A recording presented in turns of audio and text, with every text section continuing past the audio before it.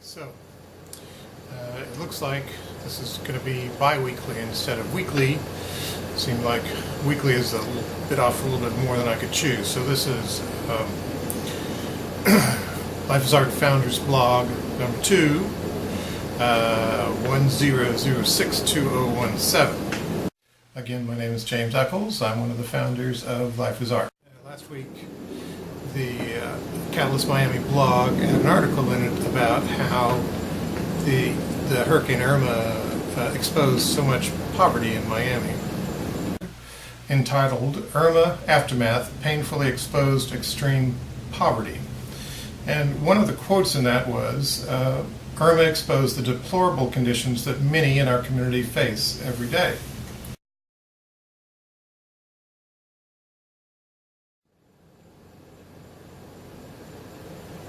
I mean, the thing is, do we really need a hurricane to expose that? Does not everybody already know that we have a lot of poverty in Miami? Certainly, it seems like the leadership would. The people who take the census, the people who provide the services, they know where the tax base is coming from. Maybe the regular people don't as much because you just travel across your highways and you never really see the city. I don't like traveling the highways. I tend to drive through the city instead. I like the city streets better. You know, Miami has one of the lowest poverty levels areas in the country. It used to be the lowest, but I think somebody may have taken away that title from us.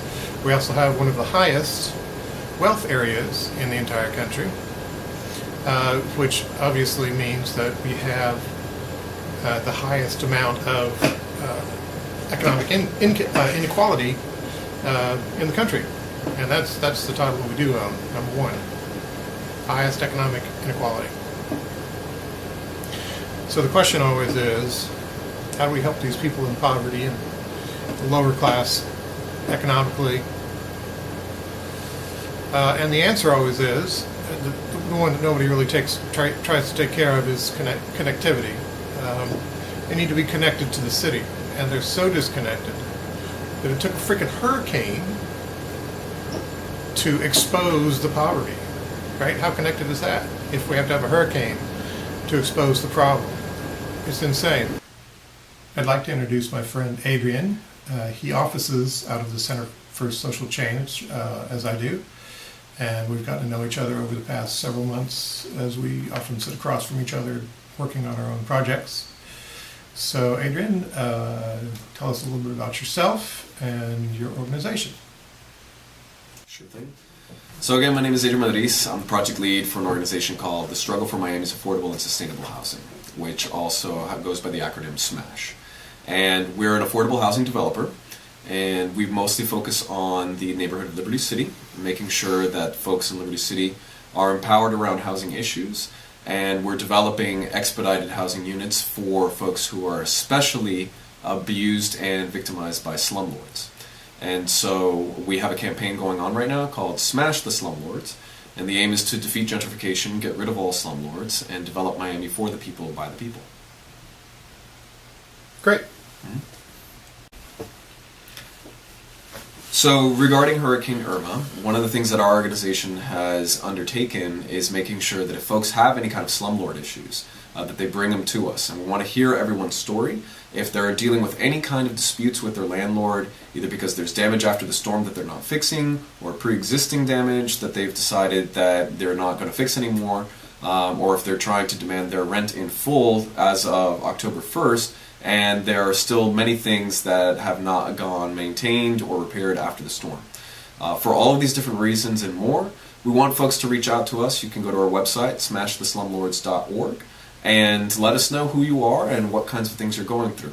We'll get you linked up with the right kinds of resources, and we'll also make sure, if you allow us, to make your story part of a greater mosaic of stories that we want to submit to the media so that they know that this is a very big problem, especially in Miami. Great, thanks, Adrian. And we'll have a link to his organization in the description as well.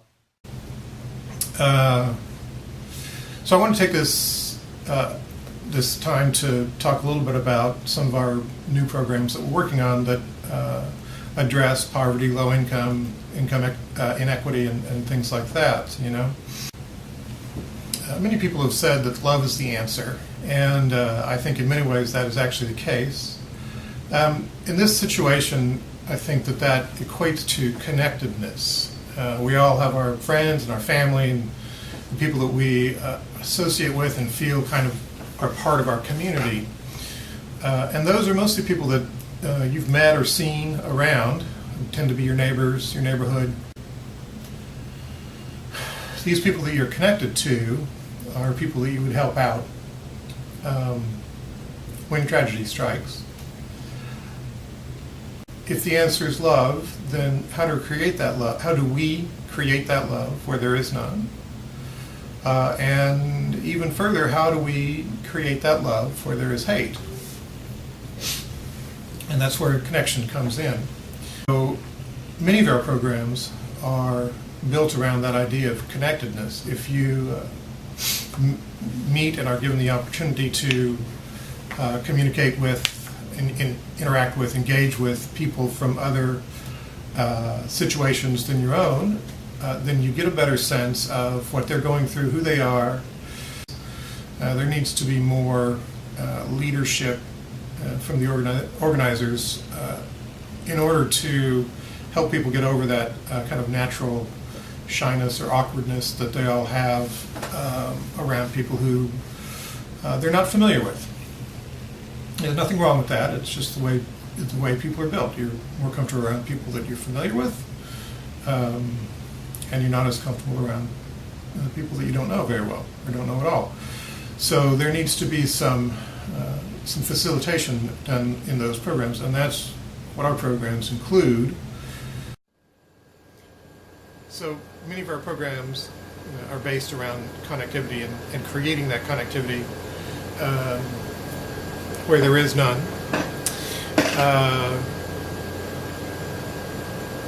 That takes a very special kind of programming to do that. You can't just kind of throw a party and hope that the right people show up. You can't throw a party, invite the right people, and have them do anything while they're there. You have to create an event that people want to come to from both upper and lower economic levels. And then, after you do that, you have to create a situation within that event where their connections are not uncomfortable, awkward, or inappropriate. So you have to, as the program producer, we have to create situations where those connections can be made more easily without putting pressure on the attendees to do it themselves. Not to mention provide kind of curated connections, or what people used to call they used to call those things icebreakers. Make it easy on the people to get together and talk. So our programming really takes that into account, where we have opportunities that would appeal both to people that would appeal to people of all economic strata, and within those programs we have parts of those programs that are designed specifically to create that connection, that engagement between people from different parts of the culture, whether it's just different parts of town, whether it's different socioeconomic statuses, different races, different genders, different sexual orientations, whatever. The idea with those programs are to get people to engage with each other in a very fun, a very relaxed manner, so that they don't come away with a negative feeling of the whole process. Maybe they make friends in new areas that they didn't have before. That's the whole idea. By doing those continuously throughout the community, we have the ability to really do that on a major scale. We don't just work in one area of town, we work in many areas of town, and so we can bring people from different areas together throughout the year and really start to create those connections so that we don't need a hurricane to discover that there's poverty in Miami. I mean, it's ridiculous. And we need to create feeling of comfort for people, so that they don't feel alienated when they go into other neighborhoods or other economic areas or things like that, because that's part of what creates that disconnect. And they like to call them silos here in Miami. And they like calling them breaking down silos. I don't like that term because I think the idea of breaking something down is negative, and that's not what we're doing. We're bringing things together. We're not breaking things down. And so you could say maybe we're merging the silos so that there's more room for everybody. This is a situation that we've studied and considered carefully, and so our new programming is designed to have that sort of facilitated interaction and within it. In a pleasant situation, we want everybody to have a good time. We're not trying to put undue pressure on anyone or make anyone feel bad or guilty or anything like that. The idea is to create a situation where everyone's having a really good time and enjoying the event, and then provide these opportunities for facilitated interactions. So, and of course our methodology is all around art, so it'd be art shows, music, dance, whatever. But we would include within that, a part of it where attendees have the opportunity to engage with people who they may not be familiar with, whose situations they may not be familiar with personally. Right, and so what this also means is that to earn the trust of these people who've been disenfranchised for so long, you, me, the leadership, has to get up out of their fancy office chairs and actually get out into the community and go and visit these people and talk to these people, find the leaders in those neighborhoods, talk to them, have those leaders bring them around and talk to the people there. You can't just send a functionary or a staff member, whatever like that. It doesn't work. They know that's not authentic. If you're out there as the CEO or the president, chairman of the board, and you're talking to those people that have been disenfranchised for decades, that's what makes a difference to them.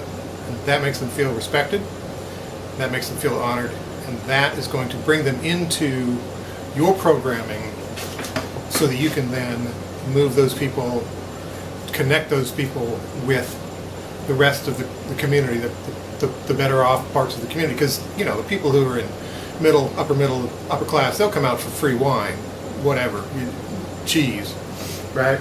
But the people who are disenfranchised, who have trouble getting around the city because they don't necessarily have good transportation, the people who are struggling to pay their bills, who may not be able to pay their bills, whose children are in terrible schools, who live in neighborhoods full of crime and refuse that the city doesn't pick up, and terrible street conditions. They don't come out for free wine because they have so much more important things to be doing. They're trying to keep their lives moving. But if you go out and you actually talk to them as a leader and help them understand that you really are concerned about their well-being, and you really do want to get them involved in your programming, and you really are going to accept them into your events and into your circle, then you can start to make a difference with them, and you can start to gain their trust.